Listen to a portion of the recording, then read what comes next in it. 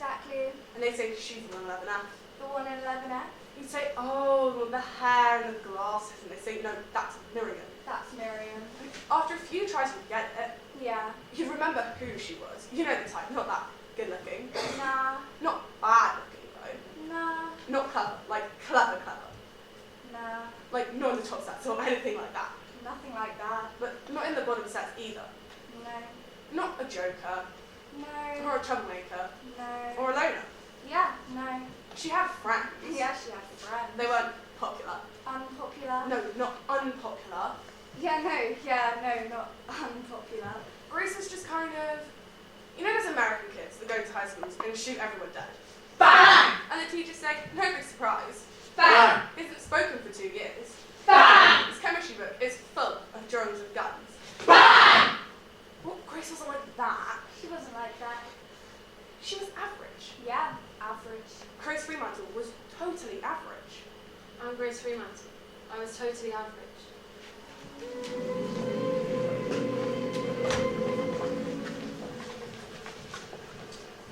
My dad is mates with Grace's dad, Paul. My dad always says, Paul's a good bloke. My dad's a twitcher, which means he's a bird watcher. Yeah, cringe, totally, I hear you. Paul, Grace's dad, is also a twitcher. A pair of them go down Castle Marshes every Sunday with their binoculars. Then they go for a fry up at Pauline's cafe, chat about sparrows and bobtailed tits. It's a real bird. It's his real name. Paul posted a video of Grace online of having a tantrum when she was little. 46 likes, 15 thumbs up, 27 tears of laughter emojis. I'm 5 years old. I'm wearing my Little Miss Sunshine t-shirt. Dad's playing with his new phone. We're supposed to be going to the park. I ask him. He says he's busy. But that's not fair. Before, he promised. It's not fair. It's a funny video, I can't deny that. Just screaming on the floor, little arms and legs all over the place. I'm fire and fury inside. And then she gets up and falls onto her Lego. And if you've ever fallen on Lego, you'll know that that hurts like hell. And Paul, Grace's dad, films the whole thing on his new phone, giggling away. You know, not in a mean way, just, you know, like in a dad way. I'm red and blood and pus inside. And Grace's mum, Jen, comes in to see what's going on. She tries to reason with Grace, but there's no point.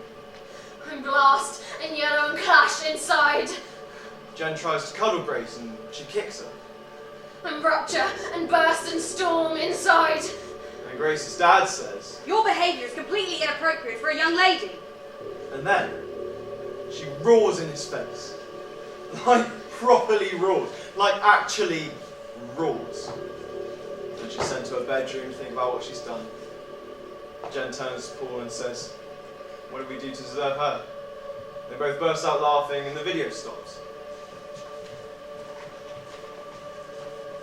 Last year, Paul posted a video with the title Epic Disgrace, which is kind of funny and clever because, you know, it's a pun on her name. Grace, disgrace, epic, disgrace. All the parents thought it was hilarious, my dad included. Epic disgrace, lol. Emoji thumbs up. Little Miss Sunshine, lol. How ironic. Smiley face. Yeah, that's why I said it. Emoji wink face. Oh, I miss those days. Give me that over The roar. Emoji love heart eyes. Yes! The roar! The roar! 5 emoji love heart eyes! FYI, I'm not saying that Grace's dad posting that has got anything to do with what happened. I mean, it probably didn't. It's just, you know, I wouldn't like it if my dad did that to me. It's just not a very responsible, adult, grown-up thing to do. It's December, cold. Evening, 8 o'clock. Dad's still at work and Mum just got back from her shift and is making a sandwich with some chutney she found in the back of the cupboard. I'm upstairs, in my bedroom, looking at my GCSE revision timetable. My revision timetable is colour-coded and covered in fluorescent post-its that Dad made for work. My parents are big on revision and working hard and me being the best possible version of myself. My revision timetable is a work of art. Mum takes a bite of her sandwich and yells up the stairs. Grace, are you revising? I like the way the pink and yellow post-its look next to each other. Grace, did you hear me? They remind me of sweets, Grace, like rhubarb and custards. I hope you're revising, Grace. Like the rhubarb and custards I had at the seaside when I was 7. It's maths and physics tonight, isn't it? When we walked along the beach and collected shells, and Dad ran into the sea in his pants, and I had a 99 ice cream, and Mum ruffled my hair and stuck a bite of my flake. But I didn't care because the sun was shining and the sea was wavy. Grace, I'm not going to nag you. Remember, it's your future. And that's when I first feel it. In my belly, I feel a presence, a gnawing, a squirming. It's small, like a cherry pip or a baby shrimp. It's really small, whatever it is, but it's here. It's definitely here.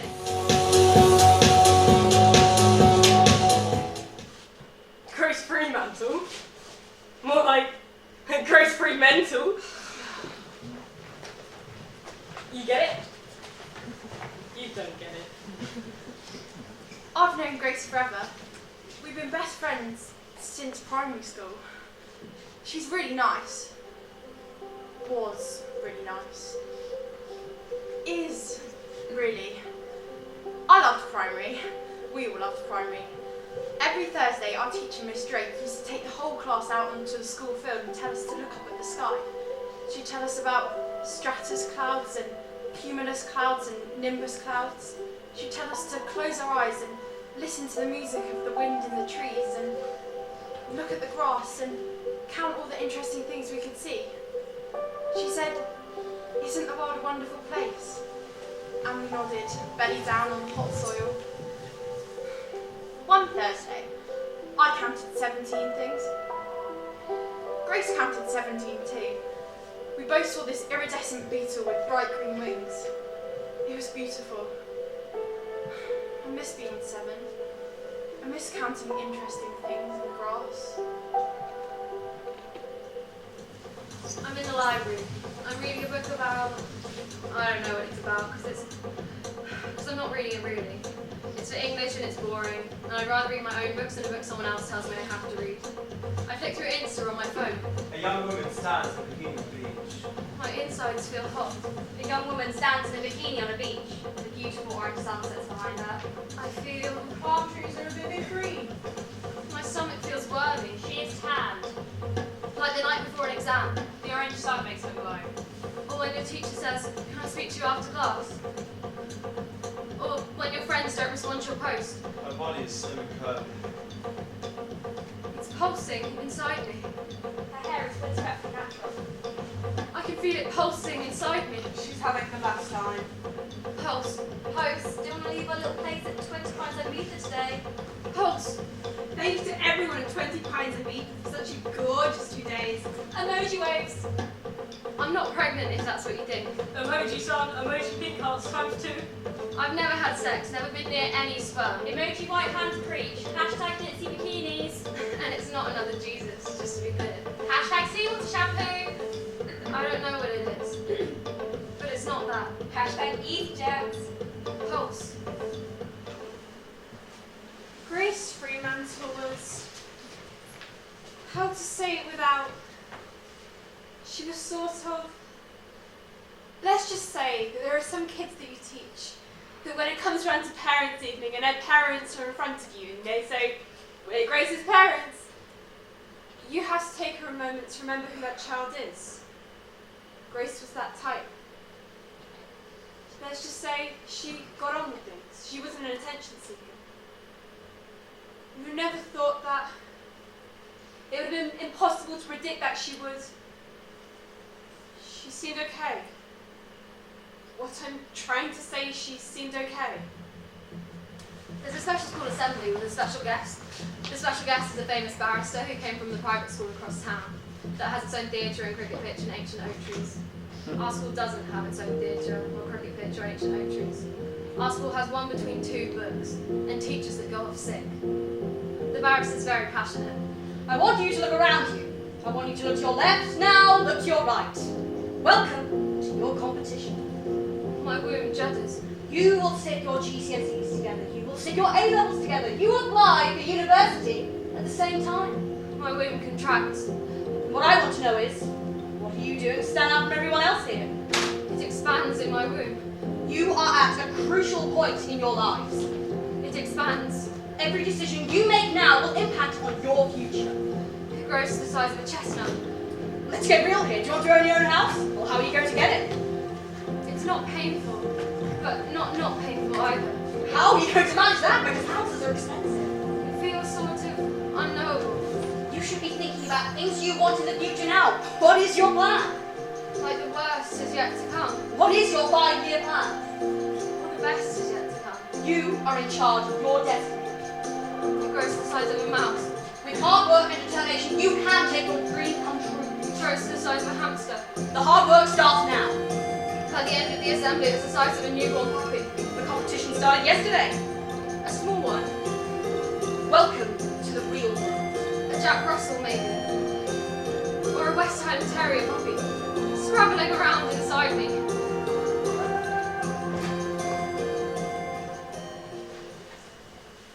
My memory of Grace Fremantle before that day in PE, before it all happened, is kind of hazy. You know, she was in a couple of my classes, but nothing much really.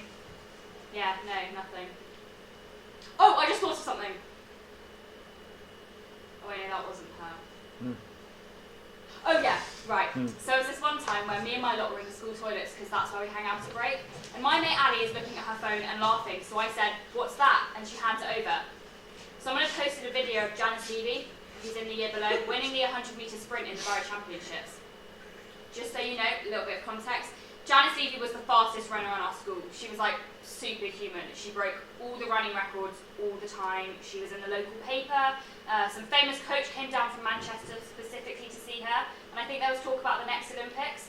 Anyway, so in the video, Janice is running this race for the school really fast, obviously, and in the video you can quite clearly see that Janice isn't wearing a sports bra. Swish! Bing! She's just got her normal bra on, and because her boobs are so big and she's running really fast, her boobs are bouncing all over the place.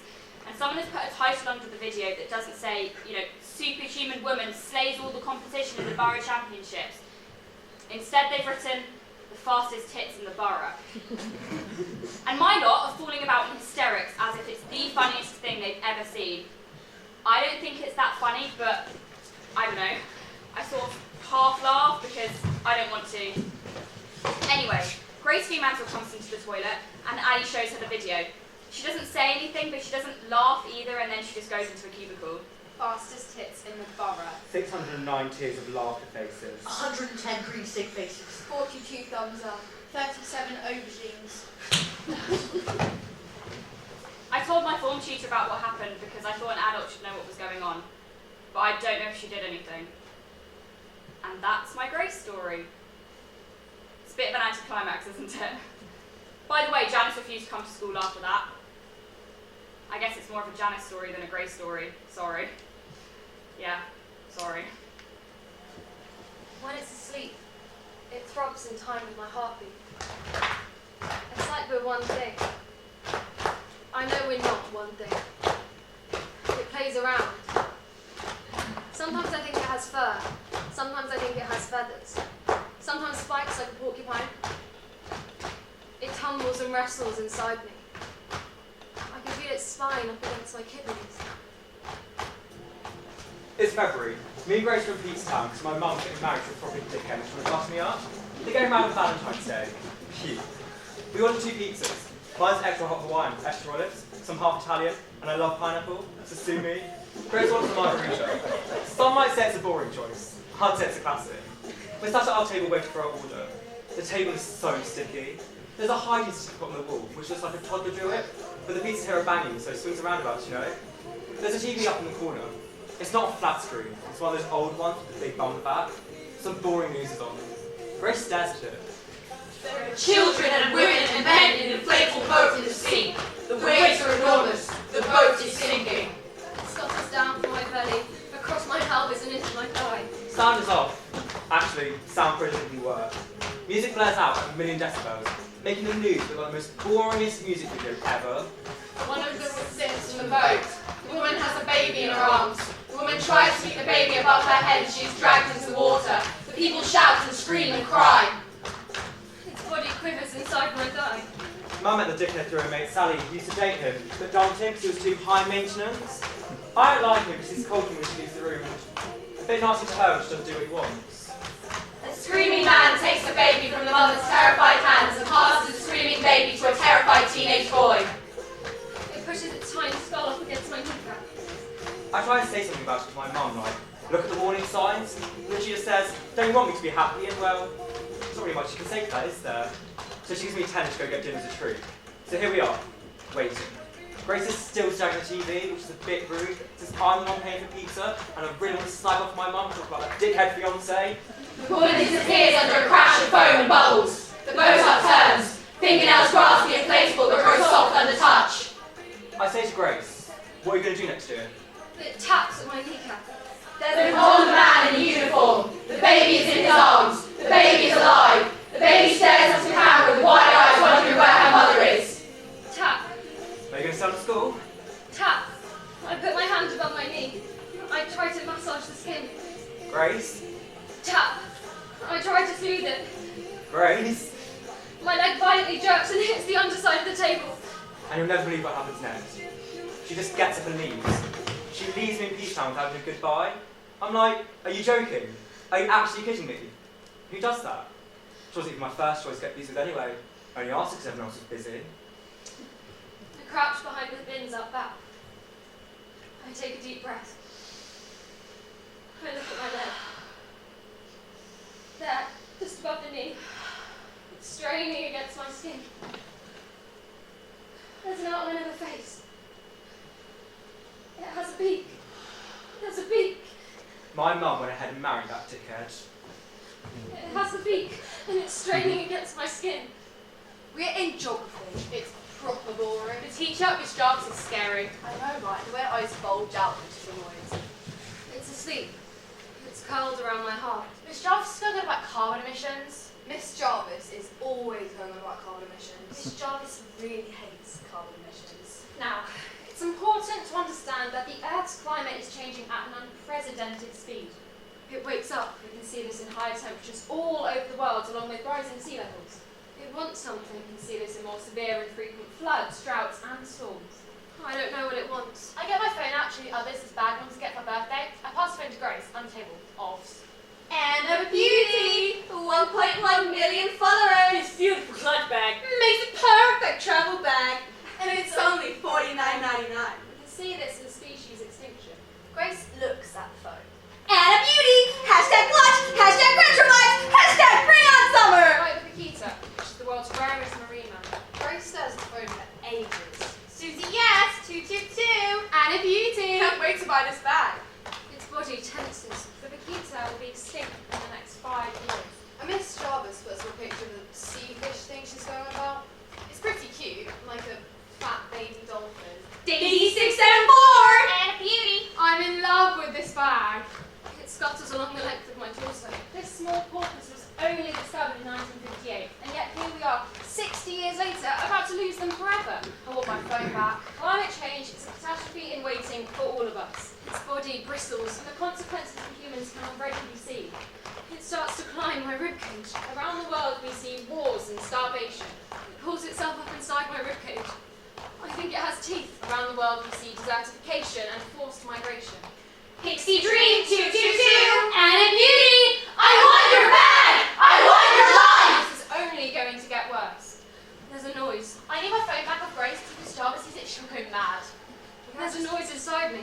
We have just 12 years to do something about it before catastrophe is inevitable. And then Grace leans right over the desk and holds her stomach. 12 years.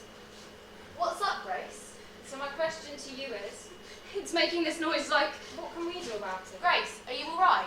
I pull my jumper around me so no one else can hear. Grace? And then Grace says a very un-Grace thing. I don't know how to stop it. Very ungrace. I can't make them. Totally ungrace. They're gonna hear She it. starts. They're all gonna hear it. I can't let them hear She it. starts. Because And Taylor, who sit behind him and joins in. Like a room without Who is always in trouble, Miss Jarvis thinks he started it. Come outside right now! And then James at the other side of the room decides to join in. It's so funny. Here's John.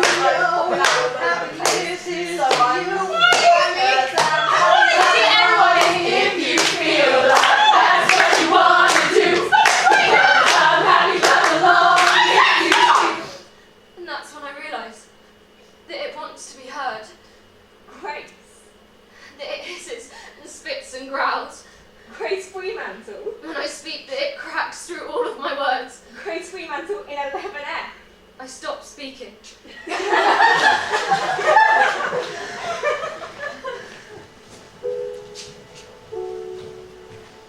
I've known Grace for forever. We just got each other, right from the start. Right from that very first day in year 1. She's really kind. Was really kind. Is really. She always made me feel like it's okay to be me, and a lot of times I feel horrible being me. I hate my body. I keep my mouth shut. And when I look around me, I see everybody else hating their bodies, but their bodies look just fine to me. I keep my mouth shut. We'd always walk home together, me and Grace, and we'd go back to hers because her parents were still at work, and we'd make macaroni and cheese because that was our thing. We loved macaroni and cheese. I keep my mouth shut. But then she just kind of disappeared. I mean, not literally, she was still around, but she wasn't, if you know what I mean. She stopped communicating. I keep my mouth shut. She stopped asking me to come over to her house. I keep my mouth shut. She stopped texting, Snapchatting, WhatsApping, Instaing, everything. All of it. Finished. I keep my mouth shut. I miss her.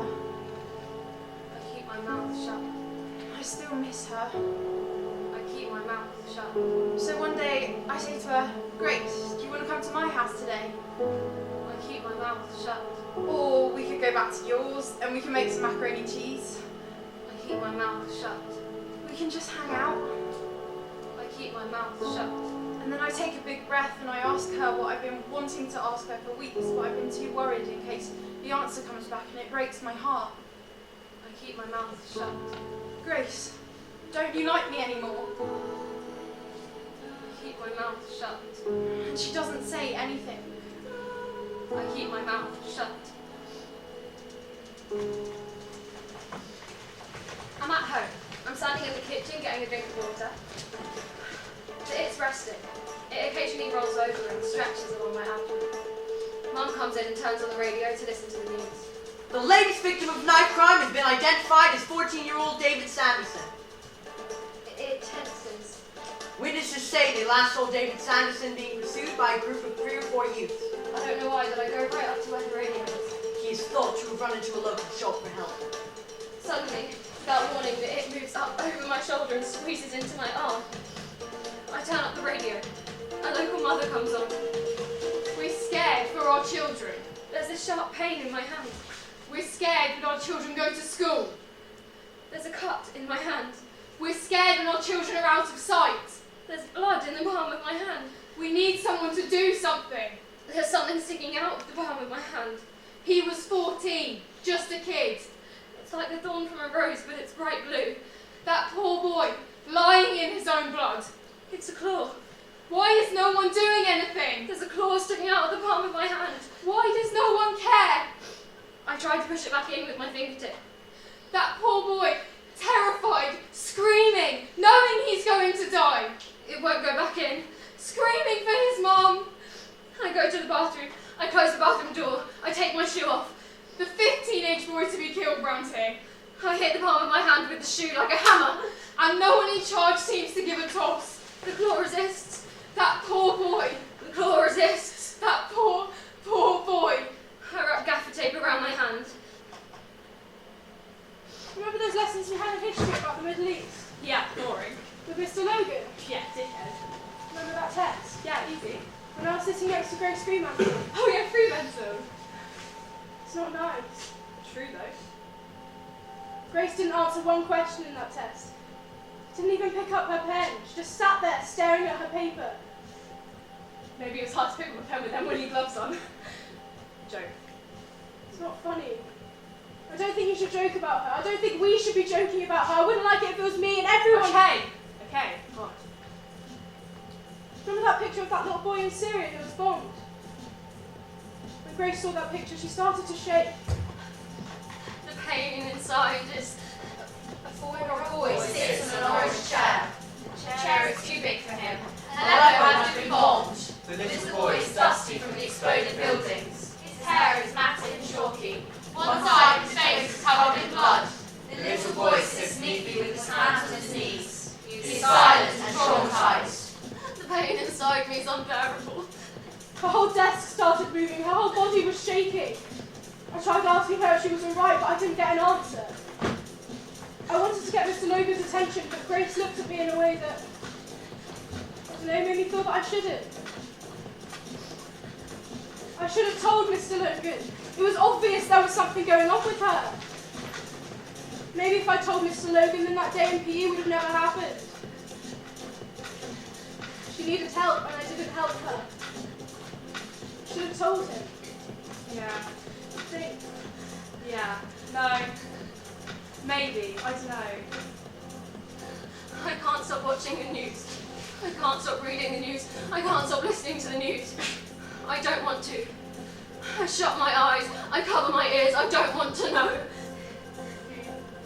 Food banks, Cyclones. arms dealings, famine, Plutocrats. benefit cuts, luxury yachts, suicide, extinction, an epidemic of loneliness.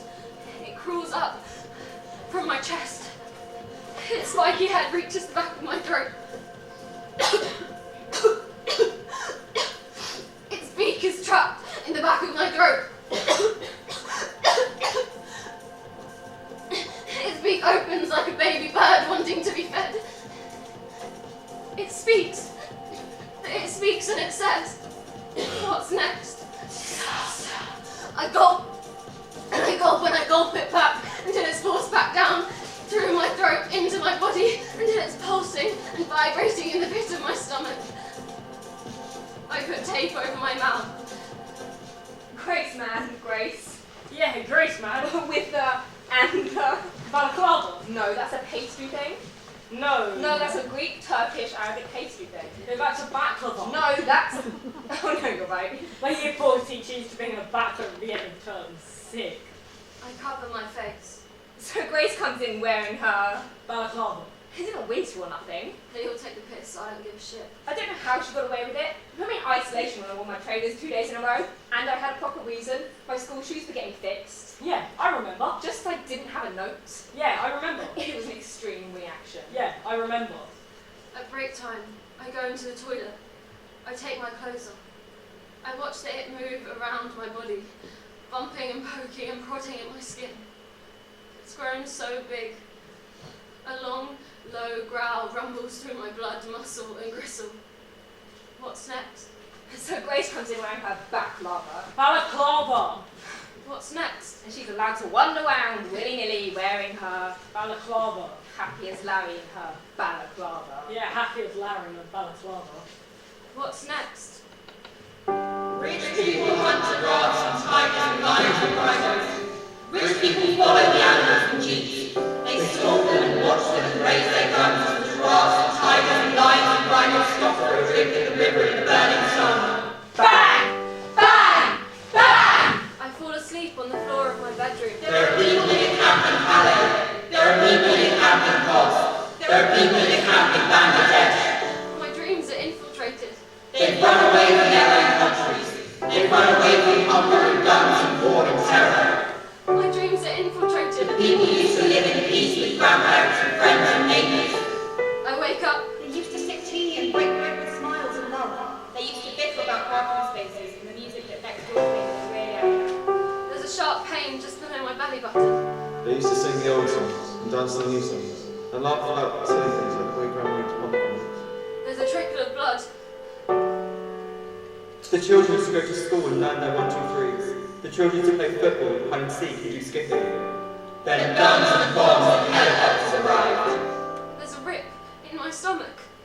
The women and men gathered up their children and started to run. They traveled miles with their possessions on their backs. I peel back the skin. The women and children and men are not wanted in the camps of Calais and Cost and Bangladesh. There's an eye. They dream of home. They dream of grandma eating her breakfast in the pink light one morning. They dream of banging on the wall at 3 a.m. shouting at their neighbours to turn the music down. Bright yellow eye. There are women and children and men in a different type of camp in the south of France. They wake up in the morning and have croissants and jam and coffee. They stretch their legs and yawn into the glimmering sun. A bright yellow eye with a thin black pupil. They think about the day ahead, which will be full of giggles and sandcastles and swimming and sun-cream and cool bubbly drinks and It blinks up at me. this is life. We look at each other. This is life. I think I know what it wants. Grace. Yes. Grace. In PE, weird. 100% weird. It was after school. I'd been at science revision, but I'd left my purse in the lab, so I was running back to get it when I saw Grace, all alone in an empty classroom. She was sitting very upright, very still, very neat. She was staring into space. Is everything okay, Grace? Grace, are you okay? She doesn't look at me. Grace? Something flickers in her eyes. It is flexing its wings, I think she's gonna say something. stretching its legs, I touch her shoulder. grooming its fur, or its feathers, or its scales. She flinches. She gets up. I can feel all of its muscles. I grab hold of her blazer. She goes towards the door. I can feel its strength. Grace, tell me what's happening. I can feel its power. She shrugs me off. It's preparing. I grab hold of her blazer. Grace! It's almost ready. And then she pushes me so hard that I fall on the floor. I've hit my head. It's bleeding. I'm scared. And then she turns quickly and walks away. I'm so scared. And that was the last time I saw her. We were concerned about Grace. We were definitely concerned. I remember her name came up more than once at our year group meetings. She started wearing strange clothes, but her parents emailed and said something about a condition and her feeling cold. Well, I thought it was her parents. Maybe I should have been more, as head of year I should have. We as a school should have been more. My insides are heating up. I can barely move. I can barely breathe. I tape my whole skin to make a barrier. I wear a layer of clothes under my uniform and an old puffer jacket over the top. My hands are covered, my face is covered, my mouth is covered. It can't get out. I cannot let it get out. But you have to remember, we're not their parents. If her parents didn't know what was going on with their own daughter, then how was I supposed to know? Not that I'm blaming her parents. I've met them and they're great. Devastated about, they feel awful. What I'm saying is that even they didn't know. So if they didn't know, how was anyone else supposed to know? We're in PE, it's hot. We've got a supply teacher. The supply teacher wants us to run 100 metres and someone shouts, That's against our human rights. which is funny, but the supply teacher didn't think so, so tried to find out who said it, but yeah, good luck with that. In shorts and t-shirts that were Grace Fremantle, addressing all her gifts, saying no more. Pulse. We line up to run the first race. Grace is on the other side of me. supply teacher when blows a whistle when it all sets off. No one can be asked. Pulse. The lack of effort pisses off the supply teacher, and she shouts, You are supposed to be competing. It freezes. Whoever's last gets a detention. I'm pretty sure she can't enforce that, but anyway, it makes us run a lot faster. It darts its head. And then somebody says something about Janet sleeping. Fastest tits in the borough. We all start laughing. 290 comments. It clenches its jaw. 609 tears of laughter faces. It arches its scaly back, its spikes flicker. 110 green sick faces. Its claws retract and protract. I finished the race and turned back to see if I'm last. I'm not. Grace is standing dead still in her lane. The supply teacher starts the next race to go. What I want to know is, what are you doing to stand out from everyone else here? It opens its beak and bares its teeth. There are children and women and men in an inflatable boat in the sea.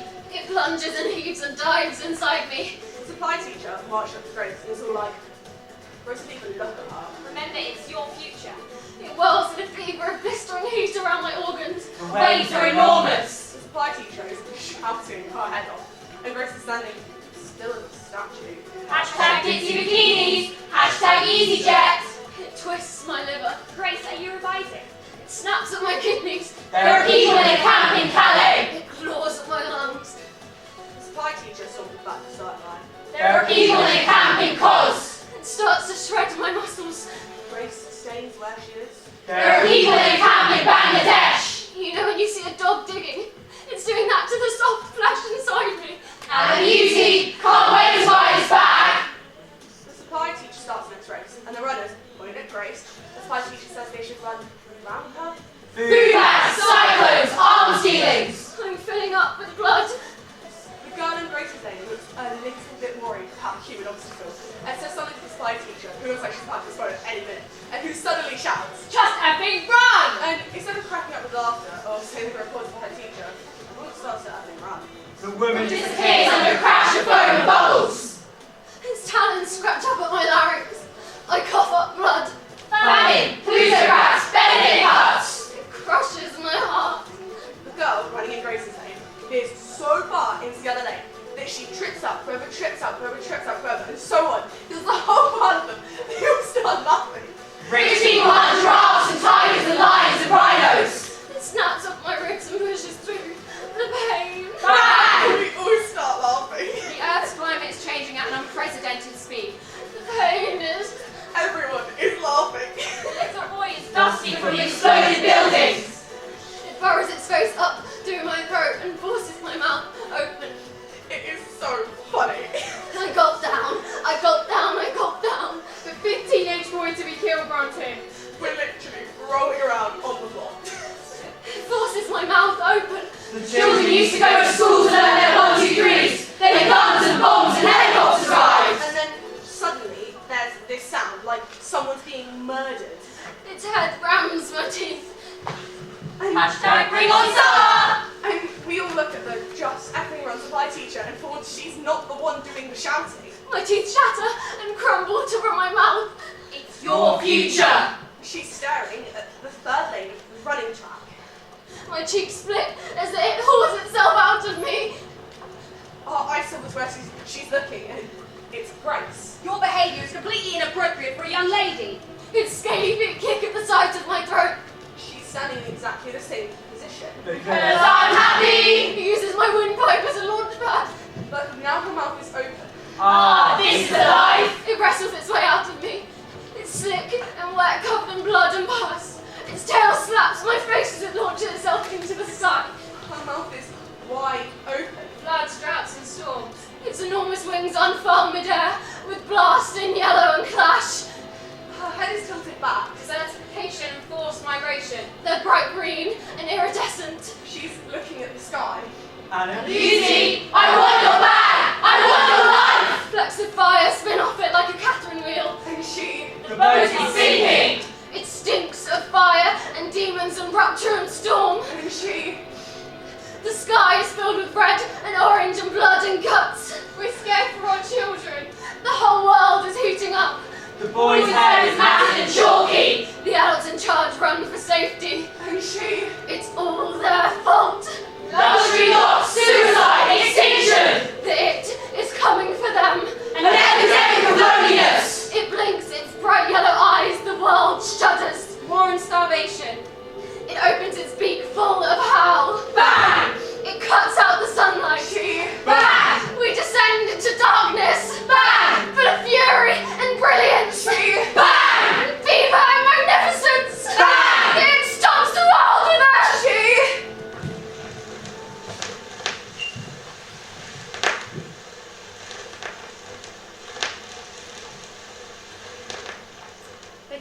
to scream us off the school field. She wouldn't go. It was awful. Eventually, 3 teachers carried her off. They took her to the medical room. Her parents arrived. They wrapped a blanket around her and walked to their car. Her mum was asking her loads of questions, but Grace wasn't saying anything. She looked exhausted and her whole body was sagging at one point. She stumbled and they had to catch her and hold her up. Grace never came back to school. I don't know where she went. No one knows where she went. Even Sam doesn't know. No one told us anything. Everyone has different theories about why it happened. Exam pressure, drugs, eating disorders, boy trouble, girl trouble, friend trouble, parent trouble. I don't join in. I don't say anything. When they're all gossiping, giggling and talking in whispers, I don't say one word. Because when they all saw Grace Fremantle lose her shit on the PE field that day, when they all saw her open her mouth and scream and scream and scream at the sky, I saw something different. I saw it crawl out of her mouth and spread its wings and cover the sky. I saw it open its beak and roar. I saw it shower flames of yellow and gold and rust all over us. I saw what was inside her. The fury, the blood and the gore. I saw what was inside her. Because it's in me too. I feel a presence, a gnawing, a squirming. It's small, like a cherry pin, or a baby shrimp. It is really small, whatever it is. But it's here.